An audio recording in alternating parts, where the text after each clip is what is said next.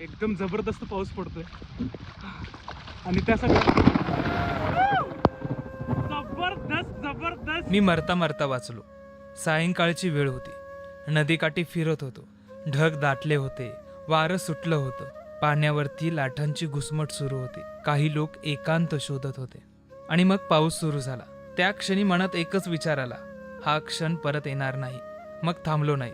थेट पाण्यात उतरलो. घनदाट पाऊस अंगावर घेत पोहत राहिलो. आणि मग वीज कोसळली. एकदम जबरदस्त पाऊस पडतोय आणि त्यासाठी जबरदस्त जबरदस्त. त्या क्षणी सगळं विसरलो. ना कुठला विचार, ना काळजी, फक्त मी, पाऊस आणि नदी. तेव्हा कळलं, हेच खरं जगणं असतं. एखादी गोष्ट मनापासून करावीशी वाटते तेव्हा करण्याचा प्रयत्न करायला हवा. जास्त विचार करायचा नसतो. कारण जगला नाहीत तर मरण तुमच्याजवळ यायला उशीर लावणार नाही.